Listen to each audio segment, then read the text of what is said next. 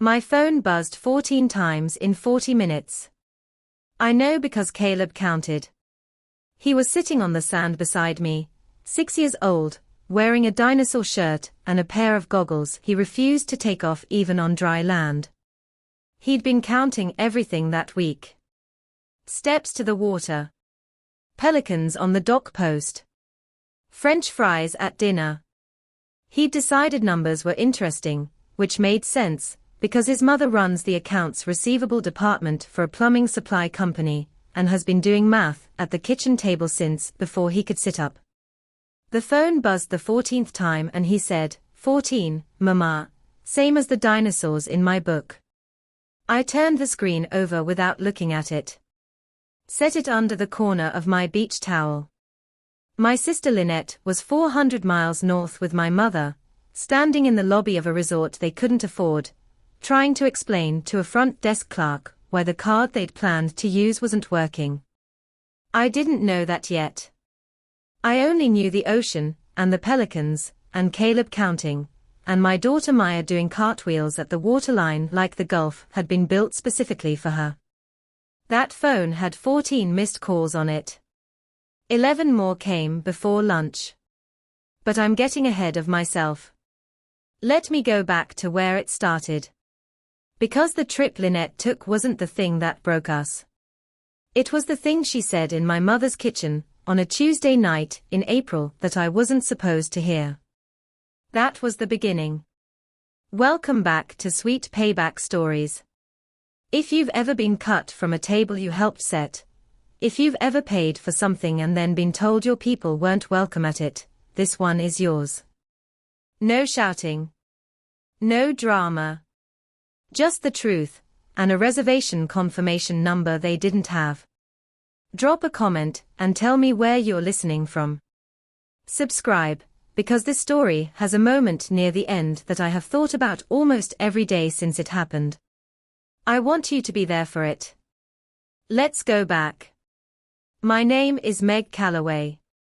I am 34 years old. I work as accounts receivable manager for Hartwell Plumbing Supply in Decatur, Georgia, which means I spend my days making sure money goes where it is supposed to go, and doesn't quietly wander somewhere it wasn't invited. I am good at my job. I am precise in the specific way that comes from growing up in a house where precision was the difference between the lights staying on and the lights going off, and where nobody taught you that lesson directly.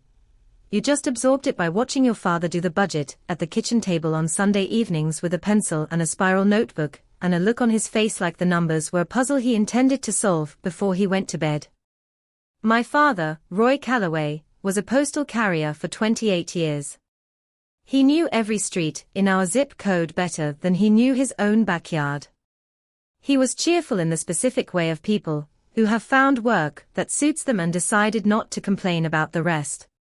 He died 4 years ago, heart attack, a Tuesday morning, before the mail was even sorted, and left behind a paid-off truck, a small life insurance policy, and a wife named Candice, who had relied on him for everything and was now going to have to figure out most of it herself. My mother, Candice, was 60 and soft in the way certain women become soft when the person who shielded them from the practical world is no longer there. Not helpless. Not foolish. Just accustomed to having someone else hold the hard things, and not sure what to do with her hands now that she had to hold them herself. My older sister Lynette was 38, married to a man named Brett who sold gym memberships, and had 2 kids, Connor age 11 and Brooke age 9. She lived 20 minutes from our mother in a house with a pool they had bought at the top of their budget, and were perpetually, quietly behind on. She had a way of describing her finances that made them sound like a weather system she was bravely navigating rather than a series of decisions she had made and didn't want to examine. And then there was me. Middle child is not quite right. There are only 2 of us. But I occupied the middle position in a different sense, the position of the one who handled things without being asked, because the asking had never quite been necessary. I just saw what needed doing and did it. After Dad died, I set up autopay for Mom's utilities from her checking account. I reconciled the life insurance payout, $42,000, and put 35 of it into a CD she couldn't easily touch, and helped her spend the rest on the things the house needed. New roof, badly needed. Water heater replacement. The porch railing Roy had been meaning to fix since 2018. Lynette contributed to none of this. She had her own things to worry about, which was true, and she said so frequently, which was less useful. I also had my own things. A divorce that finalized 2 years ago, quiet and civil, the kind where both people are tired enough to be reasonable. 2 kids I was raising alone, Maya, who was 9, and Caleb, who was 6. An apartment 20 minutes from Mom, 14 minutes from Maya's school, 11 from Caleb's daycare on Tuesdays and Thursdays. I kept a budget the way my father kept a budget. Pencil and spiral notebook on Sunday evenings, though I also had the spreadsheet, because old habits merge with new tools. I knew my numbers the way I knew my kids' shoe sizes, exactly, updated regularly, important not to get wrong. Every summer growing up, our family went to Destin, Florida. A week at a rental cottage 2 blocks from the beach, the same one we rented for 11 straight years until the owners sold it. Dad would pack the car at 4 in the morning. Mom would make the road trip sandwiches the night before, turkey and Swiss, cut on the diagonal, because Lynette said the diagonal tasted better, and we had never been able to disprove it. Lynette and I would sleep in the back seat and wake up when we crossed the state line. After Dad died, I kept the tradition going. Not Destin, the cottage was gone, and Destin had gotten expensive in a way that made my Sunday evening pencil nervous. But the beach. I kept the beach. The first summer after Dad, I booked 4 nights at a rental house in Tybee Island. 2 bedrooms, a screened porch, a 2-minute walk to the water. I handled the booking, the deposit, the grocery run, the packing. Mom came. Lynette came with Connor and Brooke. I paid $1,400. Lynette sent me $200 3 weeks later, after I mentioned it twice. The second summer, Panama City Beach. Same structure. I paid $1,600. Lynette sent $300 once, after I stopped mentioning it, and she apparently felt the silence.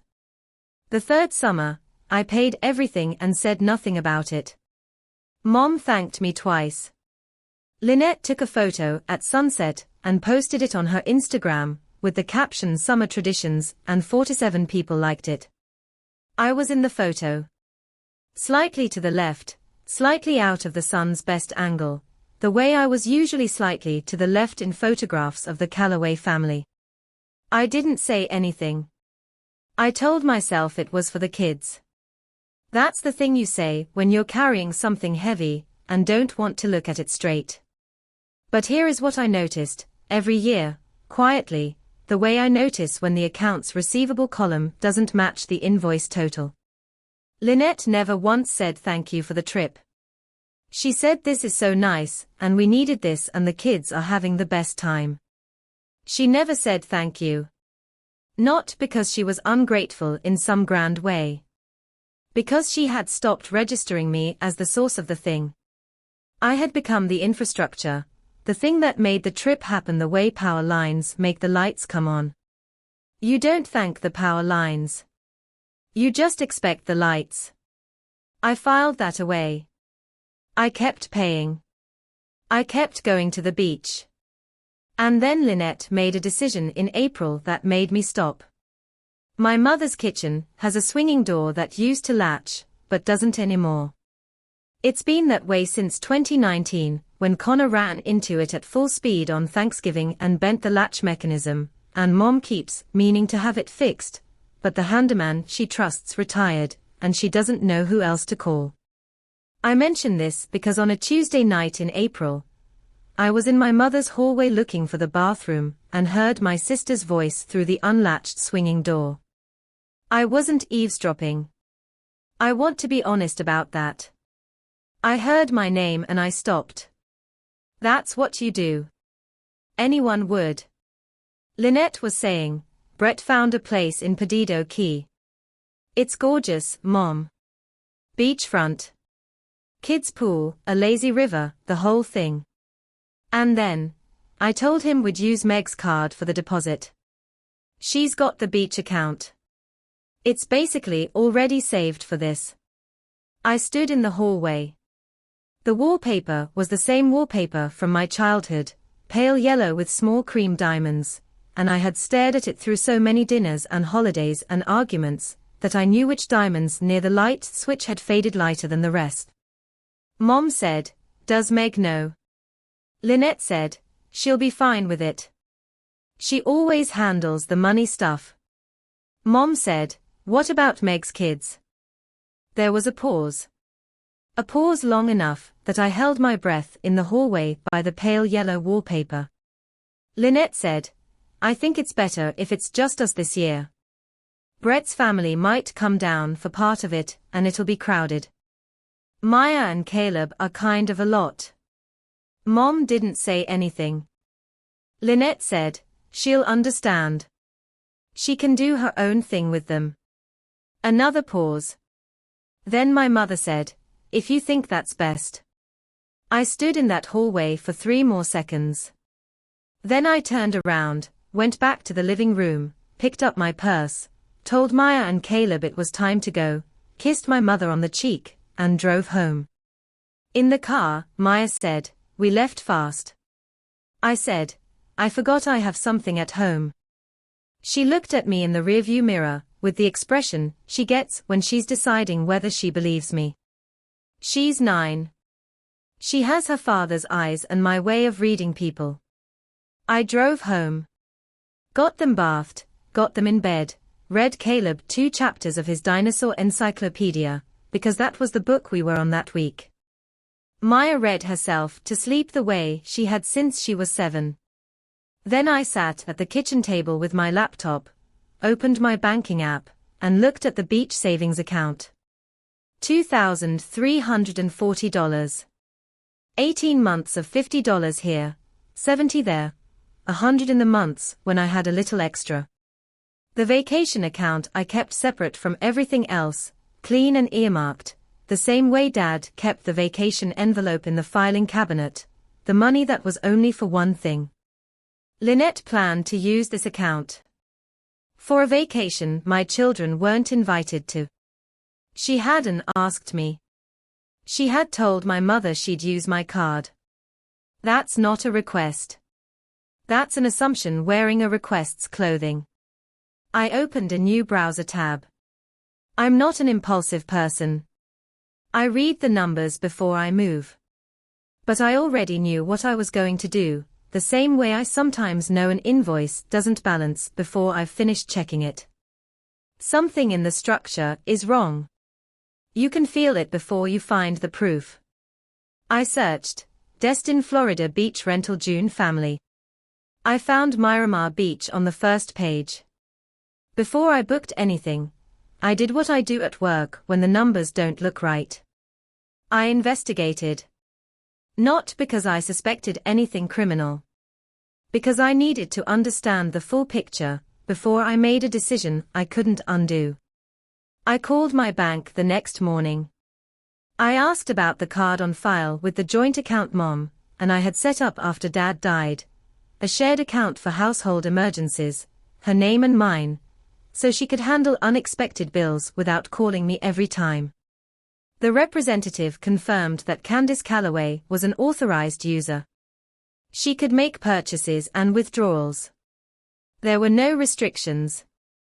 I had set that account up to keep Mom's lights on and her prescriptions filled.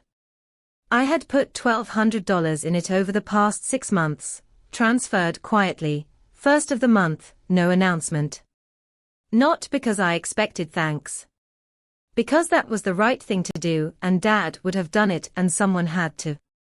Lynette had apparently looked at that card and seen something different than what I put it there for. I asked the representative about the process for removing an authorized user. She told me I could do it alone, account holder's right, processed within 24 to 48 hours. I thanked her and hung up. I did not remove Candace immediately. My mother was not the architect of this plan. She had said, if you think that's best, in the way she said most things. Lynette decided, with the exhaustion of a woman who had spent 20 years choosing not to fight, and had now lost the capacity to fight even when fighting was right. What I did instead was open a new account at a different credit union. Just mine. No authorized users. No shared access. No card at anyone else's house for emergencies that weren't really emergencies. I transferred the beach savings. Every dollar. Into the new account. Then I opened the old account and looked at the remaining balance. $47. Enough for groceries. Enough to make it look, from the outside, like nothing had changed. Then I opened the browser tab I'd left open overnight. The Sandpiper Cottage in Miramar Beach, Florida. 3 bedrooms, 2 baths, a private deck, a 5-minute walk to the water, a fully equipped kitchen, because I cook our meals on beach trips, because restaurants 3 times a day with a 6-year-old is a lesson in humility. The deck had a hammock. Caleb had never been in a hammock. This seemed like the summer to fix that. 6 nights. June 18th through the 24th, which was 2 weeks before Lynette's planned dates in early July. My kids would be back from the beach and tanned and full of stories before Lynette had even started packing. Nightly rate, $112. Total for 6 nights, including the cleaning fee and the booking platform charges, $789. I sat with that number. Ran the full trip budget the way Dad ran the vacation envelope. Gas round trip, 460 miles each way at current prices, about $90. Food for 3 people, 6 days, cooking most meals in the cottage kitchen, $300, generously estimated. Caleb had been asking about a dolphin tour since February. $65 for 2 kids, $40 for an adult. Beach gear we already owned. Sunscreen we already had. Rainy day activities, $30 for a board game and some movies we hadn't seen. Total trip, everything, 6 nights, all 3 of us, $1,324. My beach account had $2,340. I had $900 left over after the best trip my kids had ever taken. I booked it at 11:17 on a Wednesday night. The confirmation email arrived in 12 seconds. I read it twice, the way I read anything important. Then I saved it to a folder on my phone and my laptop and my email, labeled Beach June, because I do not trust a single point of failure for something that matters. Then I went to bed. I slept the way I haven't slept in 3 years.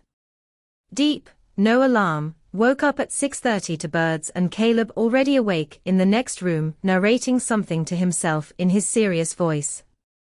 In the kitchen, making coffee, I stuck a post-it note on the fridge. It said June 18th. Just that. Maya came in while I was pouring. She read the note. She looked at me. I said, beach trip. Surprise. Her face did the thing faces do when something you've been hoping for turns into something real. I said, tell no one yet. She zipped her lip with her finger, the gesture she'd been doing since she was 4, and poured herself cereal, and that was that. I did not tell my mother. I did not tell Lynette. I did not change my behavior at Sunday dinners, or phone calls, or the Wednesday night grocery run I sometimes did with Mom. I showed up the same as always. Brought the same casseroles. Asked the same questions. Listened when Mom talked about Lynette's kids' school play and Connor's baseball tournament. I was pleasant and present, and I did not say a single word about what I knew or what I had done. In my line of work, this is called waiting for the audit to complete before you speak to the variance. You don't announce a discrepancy while you're still gathering documentation. You gather the documentation, you understand the full picture, and then you decide what to do with it. I was gathering. Lynette made it official at Sunday dinner in mid-May. She didn't call ahead. She didn't find a private moment. She brought Brett, which should have told me something about the energy she was bringing to it, because Brett at Sunday dinner was not a regular occurrence. Brett came to Sunday dinner when Lynette wanted reinforcement, the way you bring a colleague to a difficult meeting. She waited until we were clearing plates. That was also deliberate. Harder to leave the table once the plates are gone. Mom, she said, I finalized the Perdido key booking. Check-in July 7th. Mom said, oh, that's exciting. And then Lynette looked at me across the table. The look had something in it I recognized from childhood. The slight chin lift of a person about to say something they know will sting and have decided to say anyway, because the stinging is part of the point.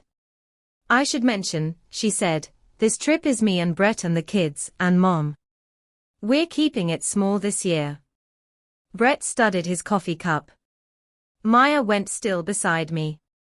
Maya goes still the way certain animals go still, completely, instantly, with the specific quality of a creature that has understood something and is processing whether it's safe to react. Caleb was making a truck noise under his breath, playing with a napkin ring on the table, oblivious in the best possible way. I looked at Lynette. She looked back. I said, that sounds nice. She blinked. One slow blink, the kind that means she'd expected a different answer. I said, how much do you need for your part of the deposit? She shifted in her seat. We've actually already handled the deposit. I said, good. Let me know if you need anything else. I started stacking plates. Lynette watched me carry them to the kitchen. I could feel her recalibrating, the way I can sometimes feel a column of numbers shifting when I'm entering them, something not quite adding up the way the plan assumed. She followed me to the kitchen 2 minutes later. Did you know we were doing this? Her voice was lower. Slightly edged. I set the plates in the sink and turned on the water. Know what? The trip. The Perdido key trip. I rinsed a plate. I heard you and Mom talking about it in April. Her chin lifted again. How much did you hear? Enough. A pause. I turned off the water and dried my hands on the dish towel and looked at her. She said, Meg, it's not personal. It's just. I said, you told Mom my kids are kind of a lot. She pressed her lips together.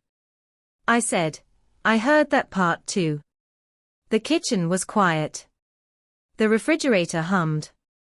Somewhere in the dining room, Caleb had graduated from truck noises to a quiet song I didn't recognize, something from a cartoon, a small tuneless melody that drifted through the wall. Lynette said, I didn't mean it like that. I said, how did you mean it? She didn't answer. She looked past me at the window above the sink, the one that looks out at Mom's backyard and the oak tree that was there before any of us were, and she said, it's just easier sometimes with a smaller group. I said, okay. She said, you're not upset.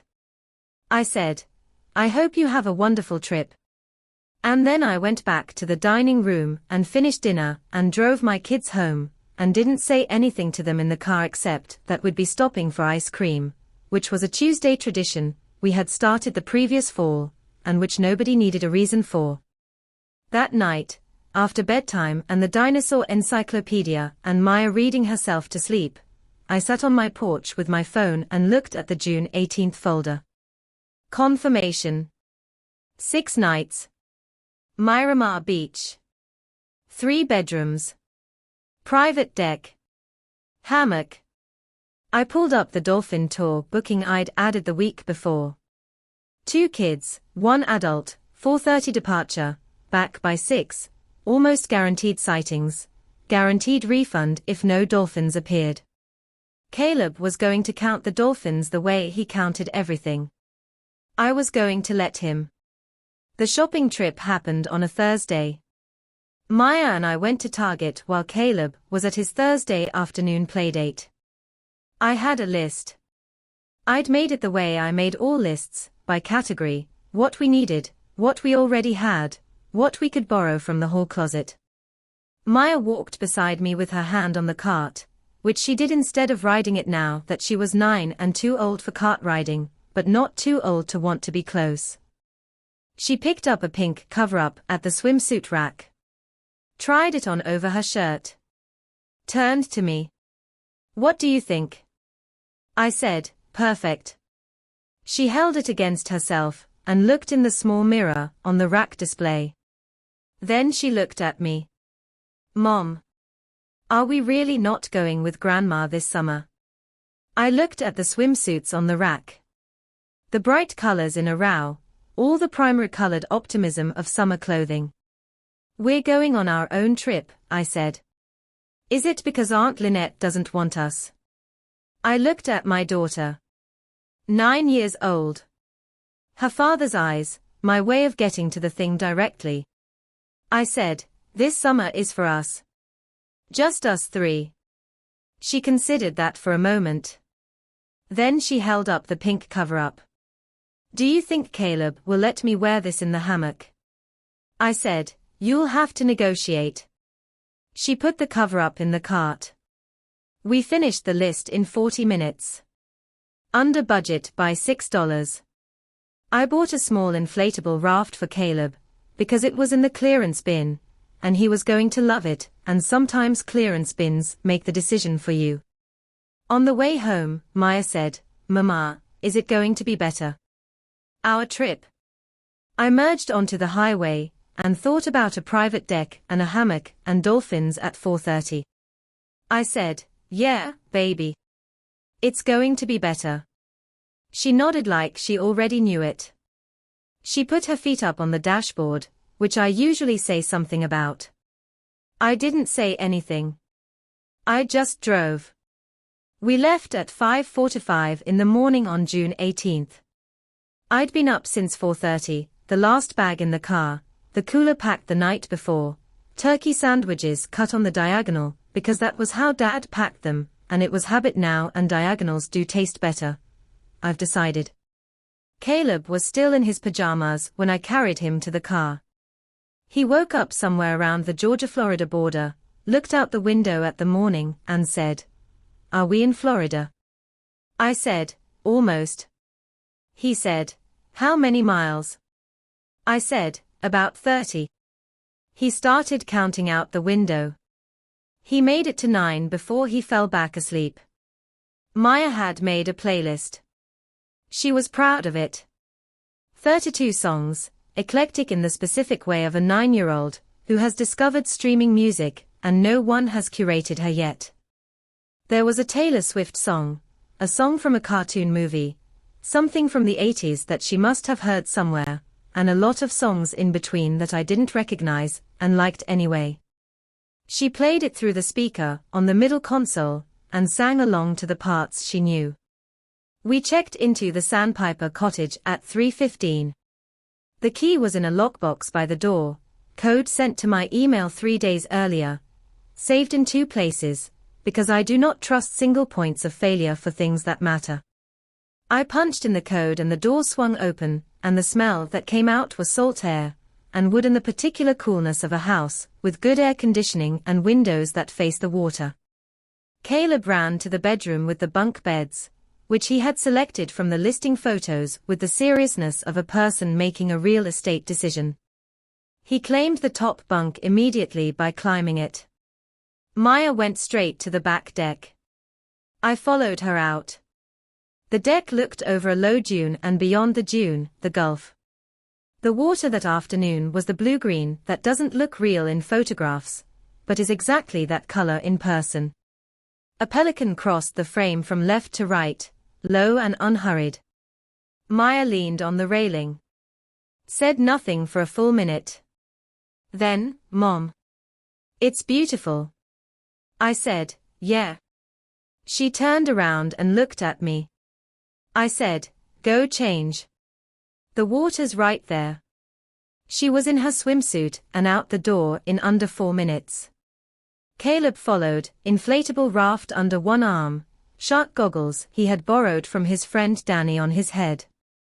I changed into my own suit, slower, with the deliberateness of someone who has been waiting for a quiet moment and intends to be present for it. I took Dad's letter from my wallet, the one I kept there since I found it in the showbox in the hall closet last fall. I put it on the nightstand. Then I went out to the deck and sat in the wooden chair that faced the water and watched my children run to the ocean. Caleb reached the water first because he ran harder but stopped shorter. He stood at the edge and let the foam come to his feet, and then retreated 2 steps. Then advanced again. Testing. Maya ran straight in. She went until it was waist deep and turned around to wave at me. I waved back. I stayed on the deck for an hour. Just sat there. Sun on my arms. Gulf breeze. The sound of the water and my kids in it. No spreadsheet, no phone, no column of numbers that needed to balance. For 1 hour, I did nothing. It was the hardest and best thing I had done in a long time. My phone was on the table beside the chair. At 4:17 it started buzzing. Mom. I looked at it. Looked at Caleb, who had conquered the foam and was now knee-deep, very pleased with himself. Looked at Maya, further out, floating on her back. I pressed decline. It buzzed again at 4:19.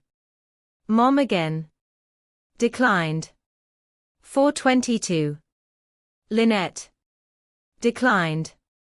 I picked up the phone and checked the contact. Lynette had never called me 4 times in a row in her adult life. I considered answering to confirm nobody was in physical danger, and then decided that if someone was in physical danger, she would say so in the text that arrived 30 seconds later. The text said, "The card isn't working. Call me back." I turned the phone face down on the table. At this moment, 400 miles north in Perdido Key, Alabama, here is what I found out later from my cousin Patrice, who heard it from Brett's sister, who was there. The Perdido Bay Resort had run the remaining balance on the card on file at checkout time. The card ending in 4492, the card from the account I had shared with Mom, the joint account I had quietly zeroed out the week before by opening the new account and transferring the beach savings, returned a single word on the transaction terminal. Declined. Remaining balance owed, $1,800. Lynette's own card had $600 available. Brett's card had $400. Together, $1,000. Still $800 short of the balance. The front desk agent, patient, professional, in the specific way of people who have seen this before, explained that without the full balance, they could not hand over the room keys. The deposit was non-refundable. Lynette called my mother, who was already in the lobby with her rolling suitcase. Mom called me. I was sitting on a wooden deck chair watching my daughter do a cartwheel in the surf. The calls came in waves after that. Mom, Lynette, Brett, Mom again, Lynette twice in a row. My phone counted them for me later. 25 missed calls between 4:17 and 5:40. I didn't answer a single one. Not because I was making a statement. Not to prove a point.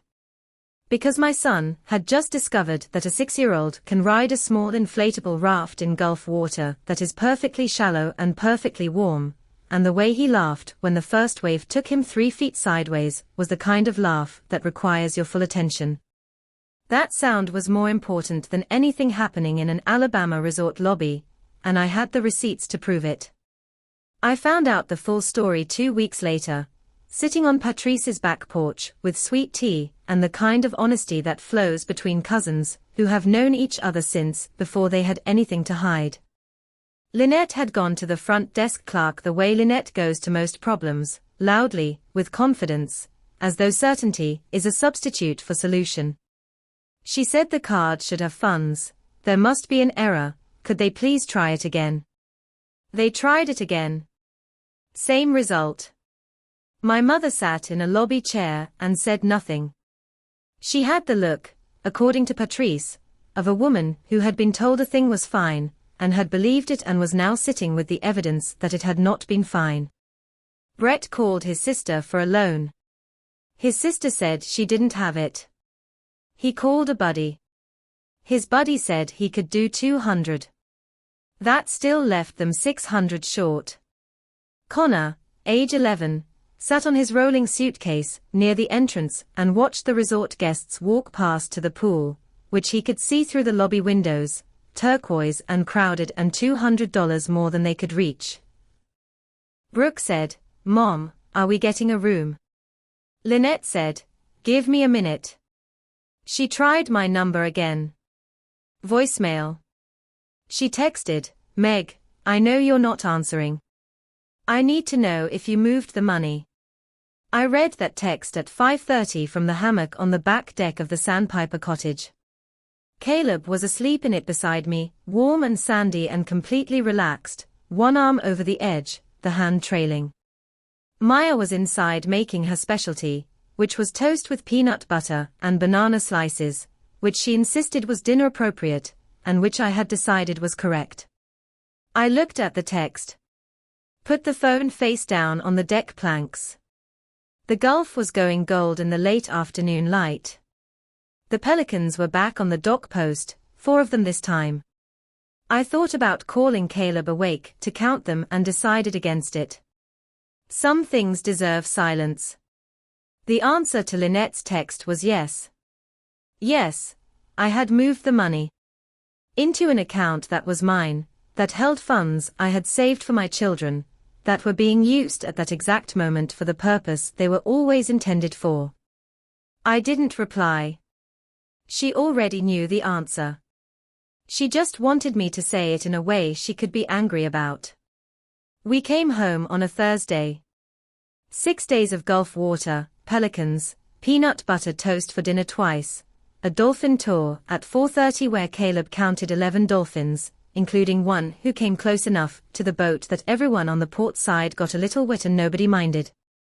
I had taken one photo of myself the whole trip, Maya and Caleb on the dock after the dolphin tour, sunburned and happy and leaning against each other the way siblings lean when they are too tired to hold themselves fully upright. I posted it Saturday night with the caption, "Some summers you just get exactly what you needed." 41 people liked it. Including, I noticed, my cousin Patrice, who had texted me a whale emoji and nothing else, which I understood completely. Lynette did not like it. Mom called me on the Tuesday, after we got home. I was in the clinic parking lot, the work parking lot, Hartwell Plumbing Supply on Morrison Drive, eating my lunch in the car, because sometimes the car is the only quiet room available. She started with the weather, which she does when she's building towards something she isn't sure how to say. Then she said, "I'm sorry about the trip, Meg." I took a bite of my sandwich. She said, "I should have said something in the kitchen. When Lynette said your kids were a lot. I should have said something then." I said, "Yeah, you should have." The silence that came after that was different from the usual mom silence. Not the pressed lips, looking at the floor silence. Something more honest. Something that had some weight in it. She said, "I always let her decide things." I said, "I know." She said, "Your father never let her steamroll like that." I said, "Dad saw it." She said, "I see it too. I just don't know what to do about it." That was the most honest thing my mother had said to me in 4 years. I sat in the parking lot on Morrison Drive, and let it sit there between us. I said, "Mom, I love you. But I'm done funding things I'm not part of. If you want to see Maya and Caleb, any Sunday, you're welcome. We'll bring the food, you bring the sweet tea. But my money goes where my people are invited. That's just how it's going to be. She said, I understand. And she did, I think. Not all the way through. Understanding isn't a switch, it's a process, and my mother was 60 and had spent 40 years deferring, and that doesn't reverse in a phone call in a work parking lot. But she heard it. She asked about the trip. What the kids thought of the Gulf. Whether we'd seen dolphins. I told her about Caleb counting 11. She laughed, the real laugh, the quiet one, not the performance. And we talked about the kids for 20 minutes, which was the best 20 minutes I'd had with my mother in longer than I could easily name. Lynette called once, 2 weeks after we got home. I let it go to voicemail. She said, I know you're mad. I know you moved the money. I just think you could have talked to me instead of just not. Anyway. Call me back if you want to. I listened to it twice. Then I set my phone on the kitchen counter, and stood there for a minute, and I thought about what she'd said. About talking instead of just not. Here is the thing about that. I talked when I explained the trip contributions 3 years running. I talked when I quietly took on the utilities. I talked, in the hallway by the pale yellow wallpaper, to myself, about whether any of this was going to change. And one night, I decided to stop talking and start booking. That is not cruelty. That is someone who has learned the difference between a conversation and a conclusion. I called her back 2 days later. Kept it short. I said what I had to say, the way I write accounts receivable notes, plainly, without blame, just the record. I said, you told Mom my kids were kind of a lot. You planned to use my savings for a vacation you didn't invite us to. When I heard that in the kitchen, I didn't make a scene. I just made a different decision. That's all. She said, I didn't think you'd actually. I said, I know. You didn't think I'd do anything about it. I've been not doing anything about things for a long time. I'm done with that. A pause. I said, I hope the rest of the summer is good. She said, Meg. I said, Lynette. She said, I shouldn't have said that about your kids. I said, no. You shouldn't have. That was the whole apology. Small, not quite full, the kind that fits inside a sentence, because the person giving it hasn't built up to the bigger version yet. I accepted it for what it was. A sentence. Not a resolution. Not the end of the work. Just a sentence. I told her, when you're ready to actually talk about it, I'm here. She said, okay. We hung up. I went back to my spreadsheet. Column C was off by $42. I found the error in 3 minutes. After all of it, the kitchen, the April Tuesday, the 25 calls, the dolphin tour, the phone calls in the parking lot, there are things I know now that I did not know before. I know that being the one who handles things is not the same as being welcome at the table. You can be essential to the infrastructure, and invisible to the invitation list. Those two things can coexist without anybody saying so out loud, which is what makes them so hard to name. I know that the moment I stopped managing my family's comfort at the expense of my own children's summer, I slept better than I had in years. Not because I was angry. Because I had stopped spending energy on a situation that was not going to change on its own and had put that energy into a hammock on a deck in Miramar Beach, Florida, with a 6-year-old counting pelicans. I know that my father kept the vacation envelope in the filing cabinet not because the money was precious, but because the intention behind it was. That money was for one thing. It went to one thing. And when someone decides to redirect the intention behind what you built for your children, the right response is not a conversation. It is a confirmation number saved in 2 places, because you do not trust single points of failure for things that matter. I have that confirmation number. I keep it in my phone, in a folder called Beach June, next to the photo of Maya and Caleb on the Dolphin tour dock, salt-crusted and sleepy and leaning on each other in the late afternoon gold. And in my wallet, behind my ID, folded on its original creases, a post-it note I wrote to myself on the night I made the booking. Not for them. For us. That's the whole note. 5 words. Enough. That's my story. 25 missed calls. 1 confirmation number. 6 days in Miramar Beach that nobody could touch. If you've ever been the one who paid for the table and then found out you weren't on the guest list, drop a comment. Tell me where you're listening from.